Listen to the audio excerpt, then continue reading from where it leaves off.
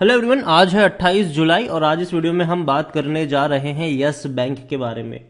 देखिए, yes bank के share में हमें पिछले कुछ दिनों में अच्छी खासी रफ्तार देखने को मिली ज़रूर है, क्योंकि खबर आई है कि भैया यस बैंक बहुत जल्दी फंड रेजिंग कर रहा है और फंड रेजिंग के लिए काफ़ी बड़े नाम भी सामने आ रहे हैं। वीडियो में डिस्कस करेंगे कि यस बैंक में चल क्या रहा है और यस बैंक में मौके हैं कि नहीं। तो वीडियो को शुरू करो उससे पहले अगर आपने अभी तक चैनल को सब्सक्राइब नहीं किया है तो प्लीज़ अभी इसे सब्सक्राइब कर लीजिए, क्योंकि आगे भी बहुत सारे वीडियोस हैं जो आपको काफ़ी ज़्यादा हेल्प करेंगे। तो यस बैंक का जो शेयर है ये 14 रुपये 50 पैसे के आसपास ट्रेड कर रहा है और आज हल्की सी गिरावट है, लेकिन एक महीने में देखें तो 15% का ग्रोथ है। 12.5 रुपये से लंबी छलांग लगाई थी ये, लेकिन वापस से टूट गया। अब वापस भागने की कोशिश ये कर रहा है।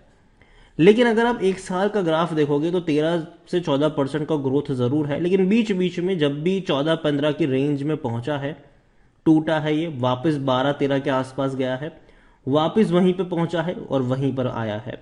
तो जो 14 से 15 रुपए का जो रेंज है वहां से प्रॉफिट बुकिंग देखने को मिलती है और 12-13 की रेंज में खरीदारी देखने को मिल जाती है हमें।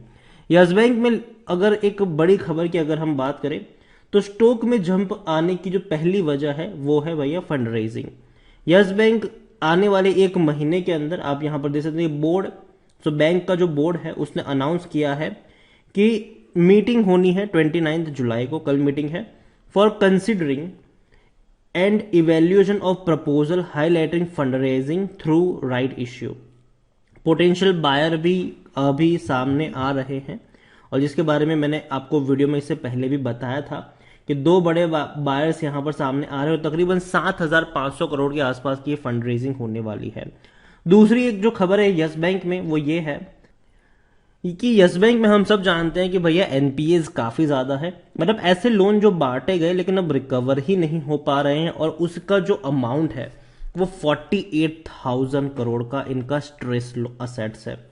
तो बैंक क्या कर रहा है कि इस स्ट्रेस असेट्स को भैया बेचेगा आने वाले दिनों में, और इसके लिए दो पोटेंशियल बिडर्स भी सामने आए हैं। तो अच्छी बात है, क्योंकि देखो बैंक का एक पहली चीज तो काफी ज्यादा पैसा यहां पर बर्बाद हो रहा है, क्योंकि जाहिर सी बात है जो पैसा इन्होंने लोन के तौर पर दिया वो रिकवर ही नहीं हो पा रहा है, और दूसरी बात उसको थोड़ा बहुत भी रिकवर करने में बैंक का काफी ज्यादा और पैसा बर्बाद हो रहा है। तो यहां पर आने वाले दिनों में बैंक जो है वो अपना जो स्ट्रेस लोन है उसको बेचेगी और उससे पैसा जुटाने की कोशिश करेगी। और यहां पर जो दो प्लेयर यहां पर सामने आए हैं वो दो प्लेयर कौन कौन से हैं अगर उसके बारे में बात करें तो बैंक की तरफ से स्टेटमेंट ये भी दिया गया है कि उनको दो बिड्स मिली है, और इसमें अगर आप बात करें तो ARCIL एंड ARCION दो बड़े प्लेयर्स ऐसे सामने निकल कर आए हैं। लेकिन अभी भी हालांकि नाम कौन कौन से हैं ये सिर्फ कयास लगाए जा रहे हैं, अभी भी बैंक ने क्लियर कट अभी इसके बारे में कुछ भी नहीं कहा है। लेकिन हाँ, जो इनका स्ट्रेस असेट है डेफिनेटली उसको बहुत जल्दी बेचा जाएगा और आने वाले दिनों में बैंक कम से कम उससे 12 से 15 हजार करोड़ रुपए जुटाने की कोशिश करेगी। यस बैंक के बारे में अगर हम देखें तो लार्ज कैप ये शेयर है, 36,000 करोड़ से भी ज्यादा का वॉल्यूम मार्केट कैप इसका है। वॉल्यूम भी अच्छा है, 2.5 करोड़ का वॉल्यूम बीएससी में है और 12 करोड़ से भी ज्यादा का एनएससी में देखने को मिल रहा है। यस बैंक के रिजल्ट्स अगर हम देखें तो उतने अट्रैक्टिव नहीं थे, खास करके अगर हम प्रॉफिट की बात करें तो 310 करोड़ का इन्होंने प्रॉफिट जून क्वार्टर में कमाया, अभी Q1 में कमाया, लेकिन इससे पहले मार्च में 365 करोड़ का प्रॉफिट था। तो मार्च के मुकाबले उतना अच्छा नहीं है, लेकिन पिछले साल जून क्वार्टर में 206 करोड़ का प्रॉफिट था, तो उसके मुकाबले आप अच्छा कह सकते हो। लेकिन अच्छी बात यह है कि बैंक के इंटरेस्ट अर्निंग बढ़े हैं, 5,135 करोड़ का इंटरेस्ट अर्न किया है इन्होंने, जो पिछले क्वार्टर में 4,945 करोड़ था और पिछले साल 4,525 करोड़ था।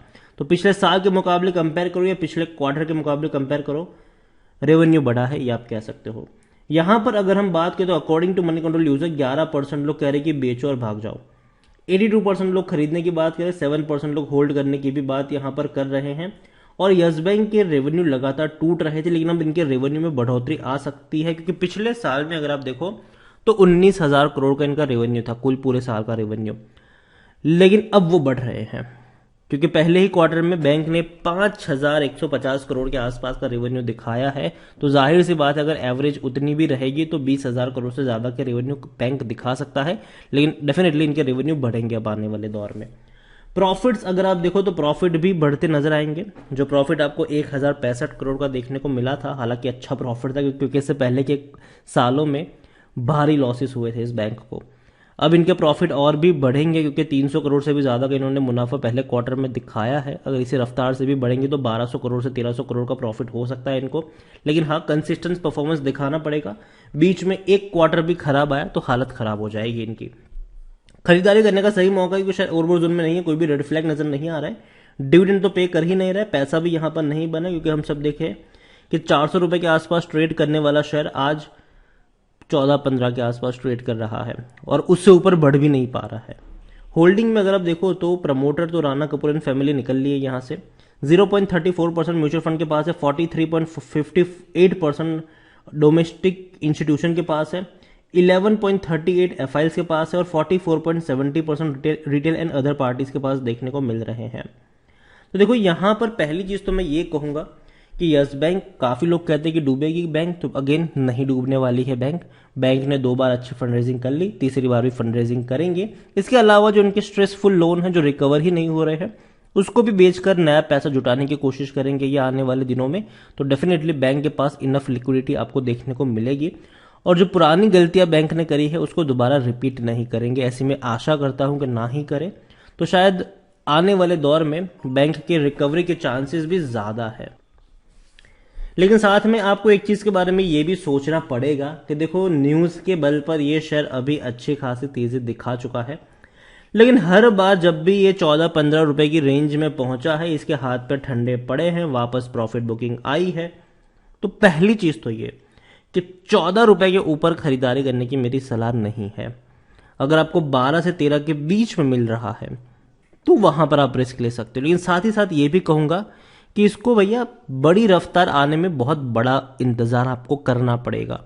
आप ये नहीं अज्यूम कर सकते कि अब ये यहां से डबल हो जाएगा बहुत ही कम वक्त में, ऐसा नहीं होने वाला है। रफ्तार आएगी, वापस करेक्शन भी देखने को मिलेंगे यहां पर। तो यही कहूंगा आपसे कि अगर आप यस बैंक में खरीदारी करते हैं तो यहां से आपका कम से कम 3 या 4 साल का विजन होना चाहिए इन्वेस्टेड रहने का। और जो बाइंग प्राइस है आपकी वो 14 रुपए से ऊपर नहीं होनी चाहिए।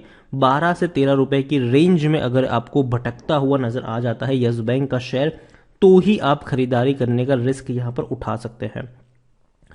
तो यस बैंक को लेकर इतना ही कहूंगा कि जल्दबाजी मत करिए। न्यूज का बाजार गर्म हमेशा रहने वाला है यहां पर, लेकिन जब सस्ता मिले तो ही यहां पर हाथ डालिएगा। वीडियो को यहीं पे एंड करूंगा। पसंद आया हो तो लाइक करें, शेयर करें। चैनल पर अगर पहली बार है तो प्लीज सब्सक्राइब करें और यस बैंक के बारे में क्या सोचते हैं वो भी आप मुझे कमेंट में लिखकर बता सकते हैं। Thank you.